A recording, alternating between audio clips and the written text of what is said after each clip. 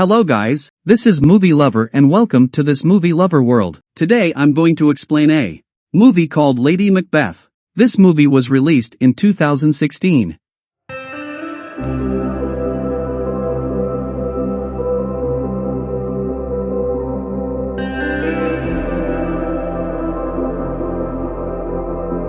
We see a girl named Catherine at the beginning of the film.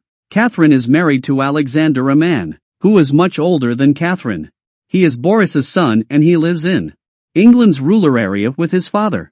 He was older than Catherine, but he possessed enormous wealth. On the first night of the wedding, one of the maids, Anna, dresses Catherine in a nightgown.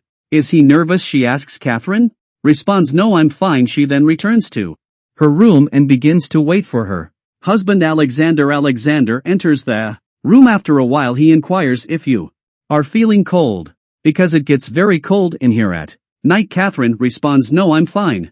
After that Alexander tells you that you will spend the rest of your time at home and will not leave. And if this is right for you, Catherine says she enjoys going out.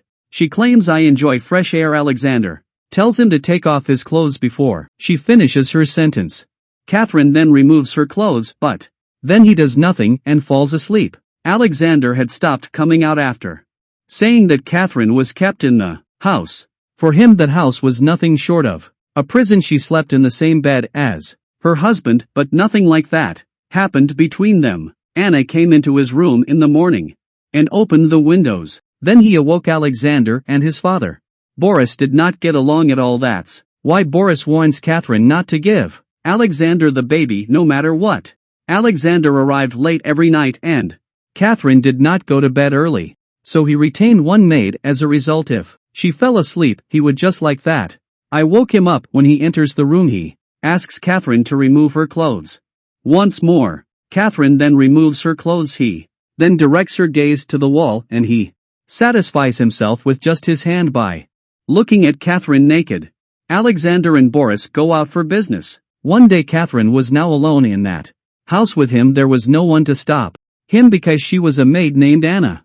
That's why she goes outside to get some fresh air. One day she hears a noise. Then she arrives and notices that some men are bothering Anna. They were his employees. One of them, Sebastian, claims that we are worshipping a savior, but it was actually Anna. So Catherine asks to leave Anna right away, but here Catherine develops feelings for Sebastian and invites her to meet him the next day. Catherine is terrified when Sebastian returns home. She requests that he leave. Now, however, Sebastian begins to exert pressure on Catherine. He gives her a kiss. Catherine then stops protecting herself and becomes intimate with him, and so their affair begins. When Anna enters Catherine's room, she notices that her dress is on the floor and that she is sleeping naked. She had never witnessed anything like it before. She never went to bed naked. So Pastor, this is Anna. Then one day, Pastor comes to Catherine's house and tries to warn her, but she gets up and walks away. Despite this, she continues to meet Sebastian and be in a relationship with him.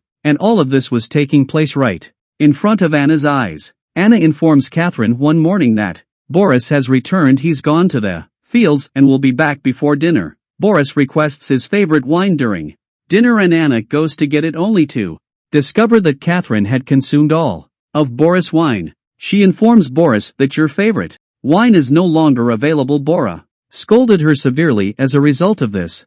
However, Anna did not inform Catherine that she had consumed the wine. Boris finds out about the affair and beats Sebastian severely before locking him in the house. When Catherine demands that Sebastian leave, he slaps her. Catherine, enraged by this, mixes poison into Boris' food and then sits calmly with Anna and begins talking. Boris was dying in agony in the other room and he would eventually die. In a letter to Alexander, he states that he will not attend his father's funeral. That's why Catherine has fun without Boris, but Anna was certain that Boris had died. That's why Catherine and Sebastian were worried she'd tell Alexander. One night Catherine and Sebastian were sleeping. Catherine suddenly opens her eyes and sees that Alexander has returned, so she immediately places Sebastian and hides him in a nearby room, pretending to be awake when Alexander walks in. Then he'd say, "You're awake now." She claims she heard a horse. That's why my eyes popped open. Then Alexander receives a near-fatal belt she claims she found it in the field. It's tied around my waist. It was, in fact, Sebastian's belt. She is now making tea for him, but Alexander reveals here that I know what you did after I left. Then Catherine stands up, brings Sebastian, and begins having intimate relations with Alexander right in front of him. As a result, Alexander begins to beat Sebastian. Catherine kills Alexander in this scuffle. Sebastian is terrified when he discovers Alexander is dead. However, a murder occurred at his hands. He buries himself in the forest. Then Catherine rides that horse into the forest and kills it, so no one knows Alexander ever returned. But both of them had lost their sleep. After that, Sebastian claims to see Alexander's corpse whenever he closes his eyes. Catherine explains and encourages him. She claims that I did this so that we can now be together. After that, Sebastian and Catherine began living in that house as if it were their own. One day a woman arrives at their door with a young boy named Teddy. Agnes was his name. Teddy, she claims, is Alexander's son, and this is my daughter's son. Alexander and my daughter had a relationship, and my daughter died as a result of this. Teddy has been raised by him. She claims that if Alexander dies, Teddy will inherit this property. They have the document as well. Catherine informs her that her husband is not dead but rather missing.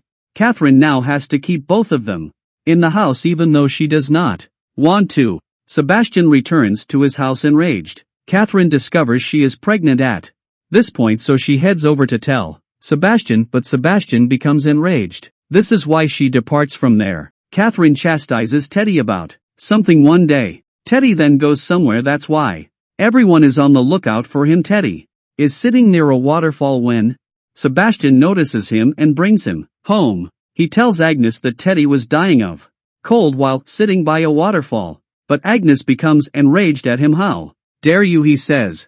Sebastian leaves because he came to this house for this reason. Catherine pursues him and attempts to persuade him. Sebastian informs him that I will depart from this location. I was about to murder that kid. I was sitting on the waterfall at the time, but I didn't do it. Catherine prevents him from departing. Catherine suggests that Agnes rest for a while. I'm taking care of Teddy until then. Agnes then falls asleep. Catherine and Sebastian murder Teddy as soon as he leaves. Sebastian then goes to the forest. He is sorry that they killed a child, while Catherine claims that I dozed off. I'm completely clueless. Teddy was no longer alive when I fell asleep, but the village doctor was perplexed about the situation. Sebastian returns from the woods during the discussion and confesses the entire truth. He claims Catherine murdered the boy and that I was also involved in the murder. He claims she murdered Alexander and poisoned Boris simply because we could be together. I thought I loved him, but I was mistaken. Catherine, on the other hand, claims he is lying. She, on the other hand, accuses him and Anna of every murder. When Anna inquires, she remains silent. As a result, everyone blames Anna, and Sebastian and the police take away the murder while Anna remains in that house. I hope you enjoy the video. Thanks for watching. Movie Lover will meet you again with new story. Till take care.